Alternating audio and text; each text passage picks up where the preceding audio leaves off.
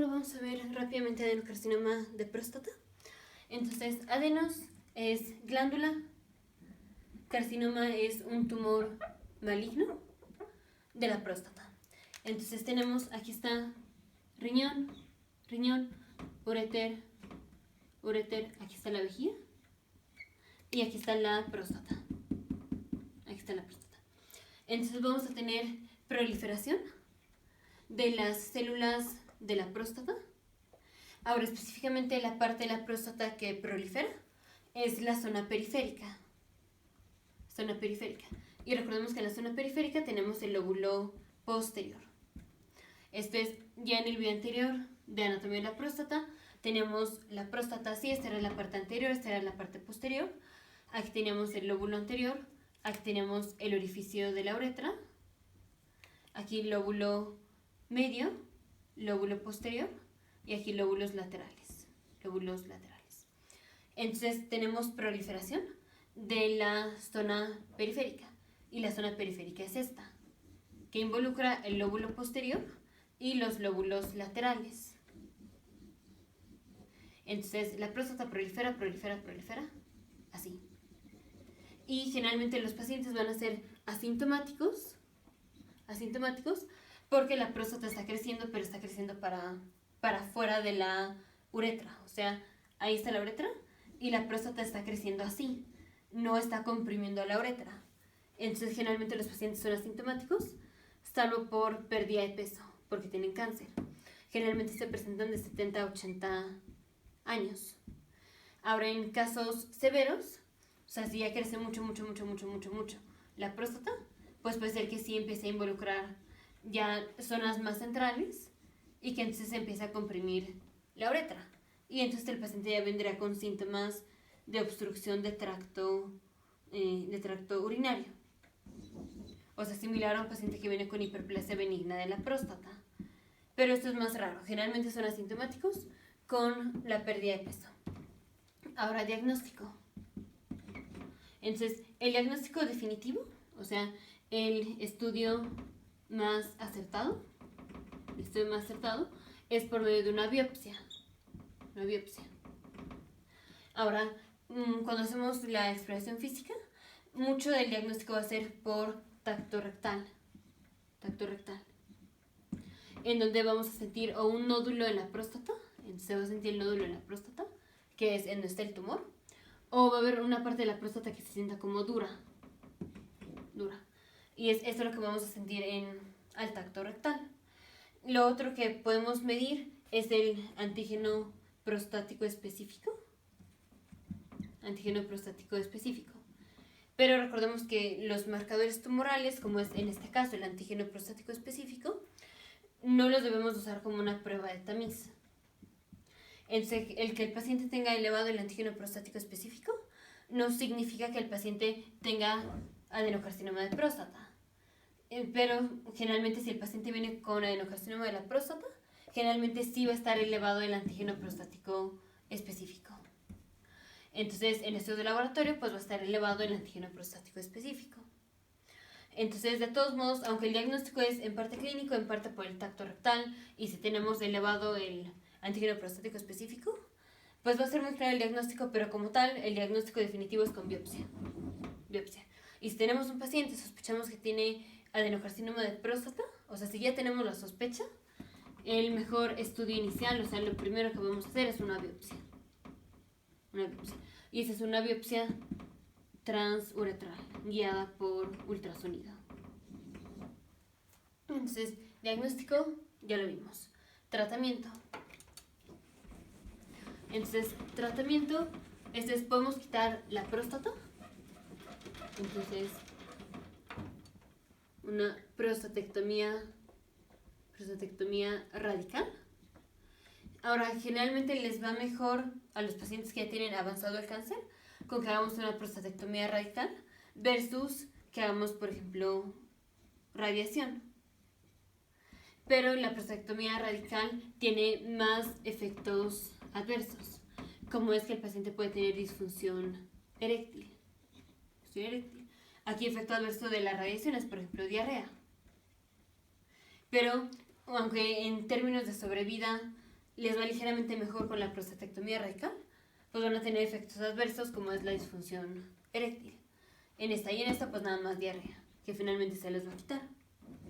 Otra cosa que podemos hacer, aparte de la prostatectomía radical y terapia con radiación, es tratar de manipular el cáncer a través de andrógenos, a través de la disminución de andrógenos.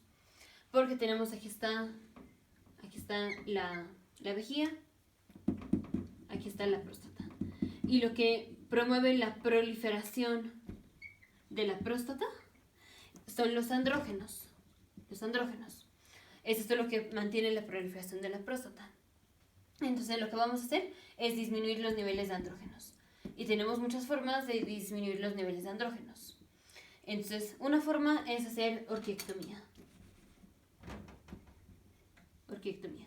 O sea, vamos a quitar los testículos. Porque son los testículos los que producen los andrógenos, entre otras cosas como son las glándulas suprarrenales. Pero los andrógenos son una fuente importante, los testículos son una fuente importante de andrógenos. Entonces lo que vamos a hacer es quitarle los testículos al paciente y entonces vamos a tener una disminución de producción de andrógenos. Y entonces pues menos proliferación de la próstata vamos a tener y de hecho la próstata se va a ir haciendo chiquita, se va a hacer más chica porque tenemos menos andrógenos. Otra cosa que podemos dar es flutamida.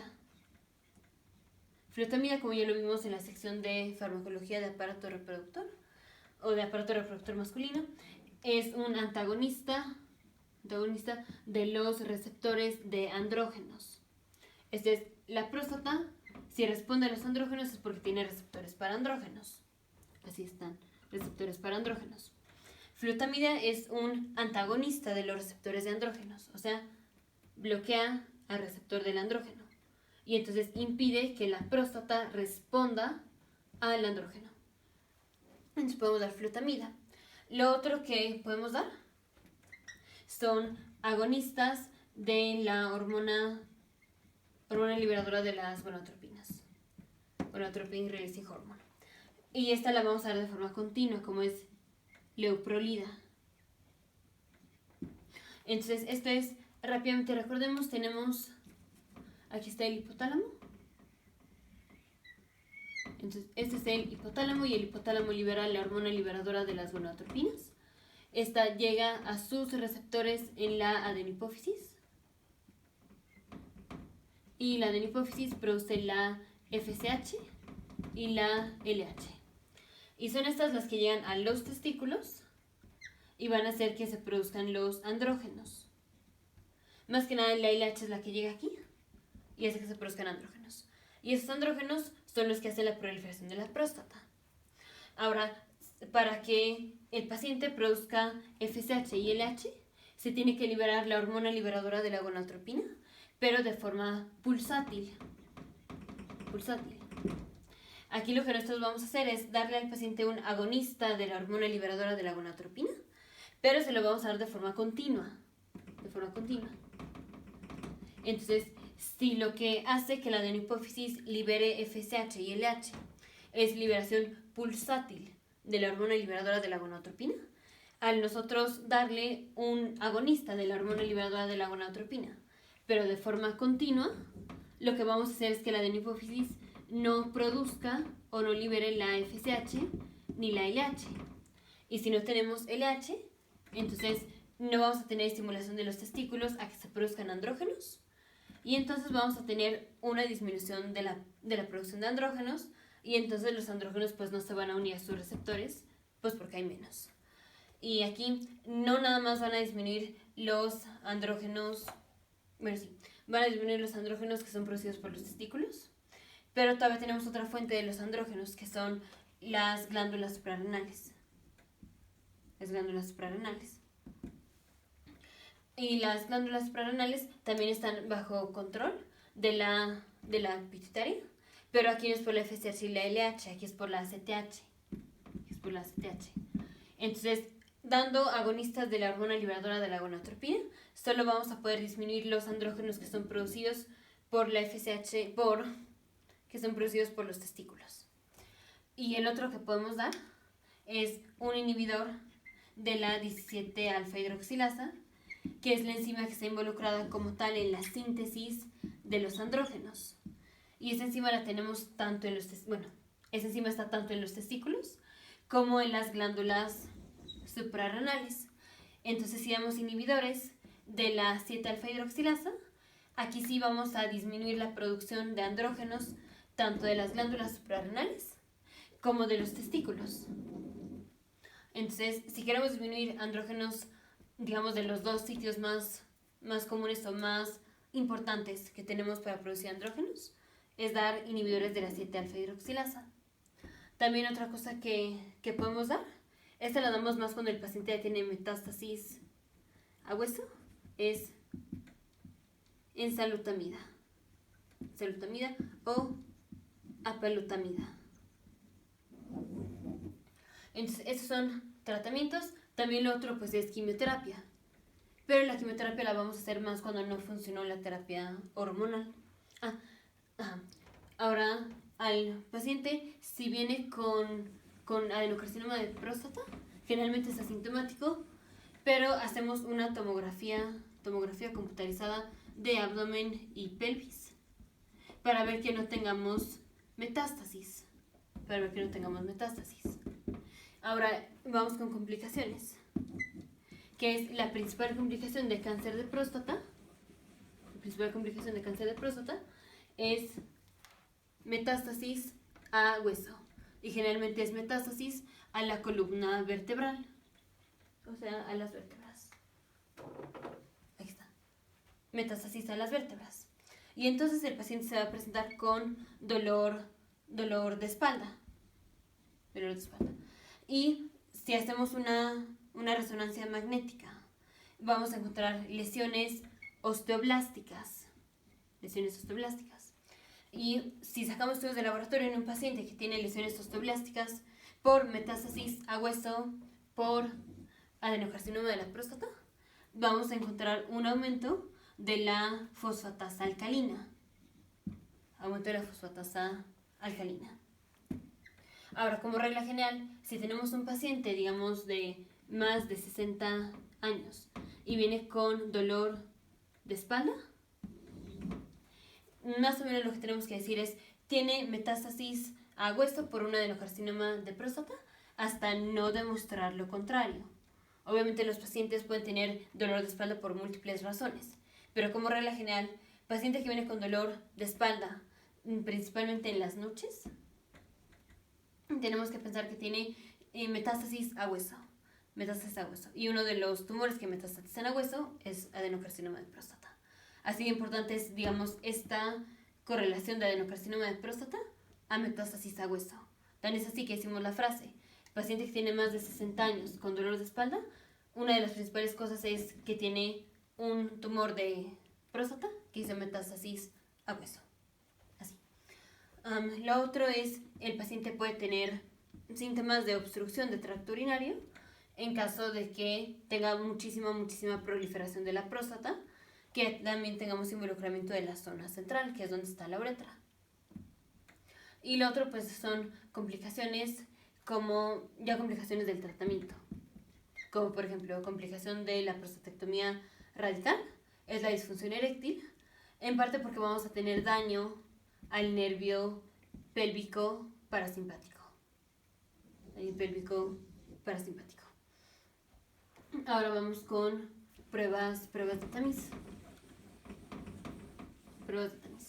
Entonces, no está claro si hay que hacer pruebas de tamiz o no, pero generalmente si el paciente tiene más de 50 años y vamos a hacer una prueba de tamiz para adenocarcinoma de próstata, o hacemos un tacto rectal, exploración rectal, en donde ya vimos cómo se siente la próstata de un paciente que tiene adenocarcinoma, o medimos la concentración del antígeno prostático específico.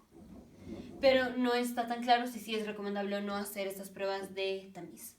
Y recordemos, como regla general, que los marcadores tumorales, como es en este caso el antígeno prostático específico, no los utilizamos nunca como prueba de tamiz. Pero si es un paciente que viene con adenocarcinoma de próstata, sí nos importa saber la concentración de antígeno prostático específico que tiene el paciente porque los marcadores tumorales los utilizamos para el seguimiento. Esto es, si el paciente sigue con elevación del antígeno prostático específico, eso puede significar que no hayamos hecho resección total de la próstata, por ejemplo. O si ya va disminuyendo el antígeno prostático específico y de repente se eleva, eso sugiere una recurrencia de cáncer, por ejemplo. O si va bajando y se mantiene en niveles bajos el antígeno prostático específico, pues es que sí logramos lo que queríamos, que era erradicar el cáncer. Entonces, el antígeno prostático específico, más que nada es para seguimiento. Y pues a veces lo utilizamos como pruebas de tamiz.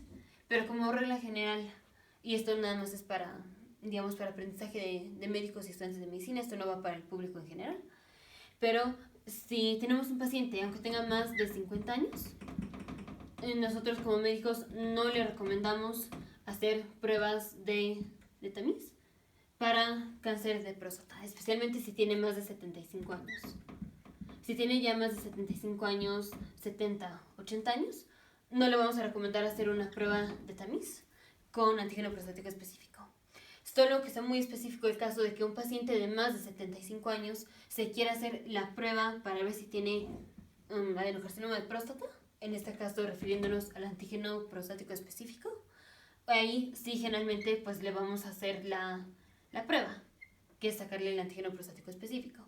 Pero fuera de esto, nosotros como médicos, si tiene más de 75 años, aunque es un paciente que tiene riesgo de desarrollar adenocarcinoma de próstata, no le vamos a recomendar hacer estas pruebas de tamiz, porque hay muchas cosas que pueden elevar el antígeno prostático específico y ya esos pacientes no van a tener, digamos, mucho beneficio con el manejo que vamos a hacer ya sabiendo que tienen elevado el antígeno prostático específico. Porque otra vez, antígeno prostático específico no necesariamente dice que el paciente tiene adenocarcinoma. Entonces, ahora vamos a ver, sabiendo que el paciente tiene elevación del antígeno prostático específico, ¿qué es lo que prosigue?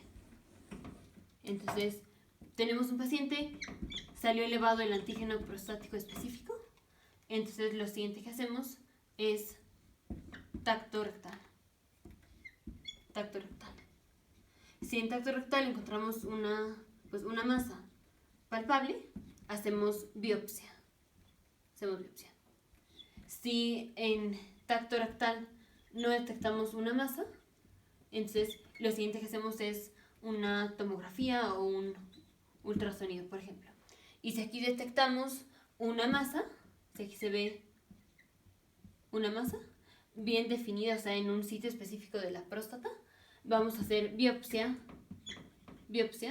de esa zona en específica y generalmente sacamos 2 muestras. Si no encontramos una masa definitiva en la próstata, pero pues ya una vez que el paciente tiene elevado el antígeno prostático específico, pues ya no nos queda de otra más que hacer la biopsia. Entonces, si ya nos metimos a que el paciente tiene elevado el antígeno prostático específico, de todas formas vamos a tener que hacer la biopsia, generalmente. Entonces, si no encontramos la masa en la tomografía o en el ultrasonido, de todos modos vamos a tener que hacer la biopsia, pero la biopsia va a ser de zonas, digamos, al azares de la próstata. O sea, tenemos la próstata. Está la próstata. Y si encontramos la masa, pues nada más vamos a sacar biopsias de específicamente donde está la masa, que es el cáncer. Pero si no encontramos la masa, pues vamos a sacar biopsias de varios puntos. Y ya como tal, si el paciente viene con adenocarcinoma de la próstata, como dije, sacamos generalmente 2 muestras. 2 muestras, más que nada cuando está bien delimitada la lesión. Y lo que hacemos es, vemos el grado de displasia que tenemos. Y cada grado específico de displasia se le asigna un puntaje. Y el puntaje va de 1 hasta 5. Y como sacamos 2 muestras, finalmente sumamos, ese es el signo de sumar, finalmente sumamos los puntajes de las 2 muestras. Entonces, el mínimo puntaje ya sumado va de 2 al máximo, que es 10. 2 porque las 2 muestras pueden obtener el mínimo número, que es 1, sumados dan 2. Y 10 porque las 2 muestras pueden obtener el máximo número, que es 5, y sumados dan 10. Y esta es la estadificación del sistema histológico con el sistema histológico de Glasson. que eso es para estadificación de adenocarcinoma de próstata. Entonces, complicaciones ya, pruebas de tamiz ya. Ahora, importante, el antígeno prostático específico. Antígeno prostático específico puede estar libre, o sea, podemos tener la fracción libre del antígeno prostático específico, o podemos tener antígeno prostático específico unido a proteína. Y pues la suma de los dos es el total. La suma de los dos es el total. Ahora, los pacientes que tienen cáncer generalmente son pacientes que tienen elevado el antígeno prostático específico cantidad total. Pero la fracción libre la tienen disminuida. La fracción libre la tienen disminuida. Porque los pacientes que tienen adenocarcinoma de próstata, el antígeno prostático específico que se produce es el antígeno prostático específico que se une a la proteína. Entonces, el paciente que viene con adenocarcinoma de próstata, en total va a tener elevado la cantidad total de antígeno prostático específico y va a tener elevado la cantidad de antígeno prostático específico unido a proteína. Pero la fracción libre, que es pues un porcentaje del antígeno prostático específico, el antígeno prostático específico libre va a estar disminuido. Y pues esto sugiere cáncer, porque el antígeno prostático específico que se eleva en el cáncer es la unida y no la fracción libre. Si esta está disminuida y tenemos un antígeno prostático total elevado, eso sugiere un adenocarcinoma. Pero otra vez, pacientes que vienen con adenocarcinoma no siempre tienen elevación del antígeno prostático específico. Más o menos como el 25% de los pacientes que tienen adenocarcinoma de próstata no tienen elevación del antígeno prostático específico. Y no todos los pacientes que tienen elevación del antígeno prostático específico tienen adenocarcinoma. Pacientes que tienen, por ejemplo, prostatitis, o que tienen trauma a la próstata, o que tienen hiperplasia benigna de la próstata, son pacientes que pueden tener elevación del antígeno prostático específico, y no es porque tengan cáncer. No me acuerdo si lo mencioné o no, pero si no lo menciono. Otro tratamiento para los pacientes era la orquiectomía, que es quitar los testículos, porque si estamos disminuyendo la producción de andrógenos por los testículos, porque lo estamos quitando. Y entonces la próstata pues ya no va a proliferar. Nos vemos en el siguiente video, futuros médicos, científicos e ingenieros.